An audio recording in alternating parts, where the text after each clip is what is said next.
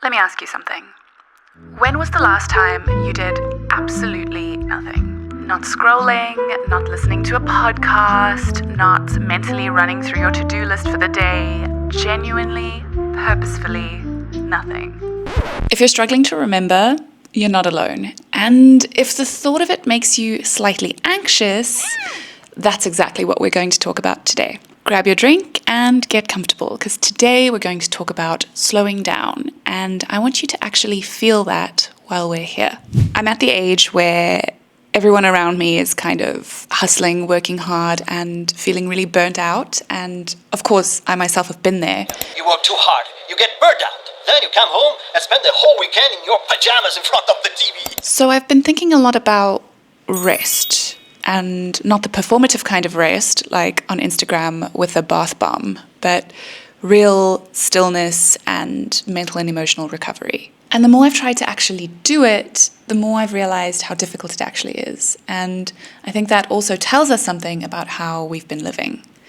If you're new here, hi, my name is Melissa, and I'm on a journey to romanticize life and build something that really feels good from the inside out. If you want to join me on this journey, I'm on a mission to post at least one YouTube video a month for the whole of 2026. But without further ado, grab your coffee, we're diving right in.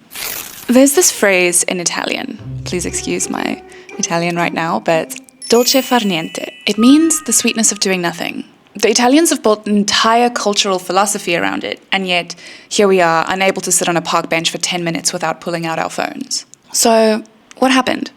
I think a big part of it is that we've quietly absorbed the fact that our worth is tied to our output, how productive we've been, how busy we seem, and rest has become something that we have to earn. And the sneaky thing is, it's not just work. Even our leisure has to be optimized now. We don't just watch a show, we binge the entire thing. We don't just sit in a cafe, we bring our laptops or our phones. We don't just go for a walk, we track our steps. We've kind of forgotten how to be unproductive on purpose. And I say we because I absolutely include myself in this. I am someone who will find any task to do when there's a moment of stillness. It's usually vacuuming, and there's not a moment of silence in my house. If I'm washing the dishes or folding laundry, I'm also listening to a podcast. I don't think I'm avoiding laziness necessarily. I think it's the opposite. I think I might be addicted to doing. Here's the thing though. Doing nothing is not the same as laziness, and that confusion might be a part of the reason we resist it. Laziness is avoidance. It's putting off or not wanting to do the things that you need to do, whereas doing nothing deliberately, on purpose, is almost the opposite. Doing nothing deliberately and intentionally requires a kind of discipline that our culture almost doesn't recognize as discipline. When you sit quietly with no agenda, a few things start to happen.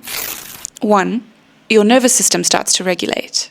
And 2, all of the thoughts that you've been crowding out with all the noise start to come to the surface. You start to notice things that you wouldn't have noticed. The light in a room, how your body actually feels, and what it is you actually need, whether it's physically, emotionally, whatever. I mean, if you think about it, a lot of people say that their best ideas come when they're just walking without headphones, or just in the shower, or even just before they're about to fall asleep. It's not magic, it's just that those are the rare moments where we're not focused on 100 other tasks, and we actually get space to think. The thoughts that we've been crowding out can finally come to the surface and shine. Doing nothing is, in a sense, how we get to find out who we are when nobody's watching, when we're not performing, and when nothing else is required of us. So, if it's good for us, why does it feel so uncomfortable? A few reasons, I think. The first is that silence and stillness bring up whatever we've been avoiding. When you stop moving, the feelings catch up. The worry you haven't processed, loneliness, grief, the decision that's been plaguing you. Busyness is one of the most socially acceptable ways of avoiding your inner life. The second is guilt. When we stop doing things, there's this background hum of, well, I should be doing something. And that guilt makes the stillness feel a lot less like rest and a lot more like procrastination with a few extra steps. And the third, honestly, is that we've lost the skill. Any skill you don't practice atrophies. Most of us haven't been truly unoccupied since we were little kids, and so we've just forgotten how.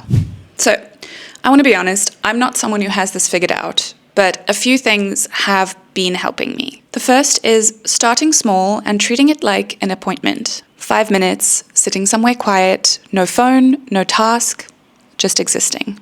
It sounds almost embarrassingly simple, but if that 5 minutes feels like a long time, that tells you just exactly how out of practice you are. The second is giving it a container, and by that I mean lighting a candle or having a cup of tea at the same time. Something quiet, calm, relaxing that doesn't require you to think. And certainly doesn't have to be Instagram worthy. That kind of sensory anchor can really help you stay present. I personally love lighting a candle to delineate a certain block of time.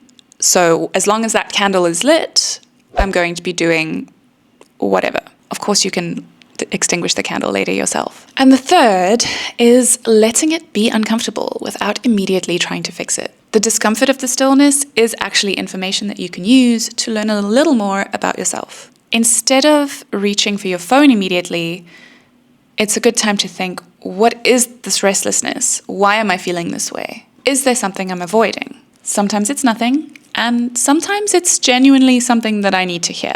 I think doing nothing might be one of the most radical things you can practice in a world that profits from your constant engagement. Every notification, every app, every piece of content, including this one, is competing for your attention all the time. And truthfully, the antidote isn't more content about rest, although I'm really glad you're here.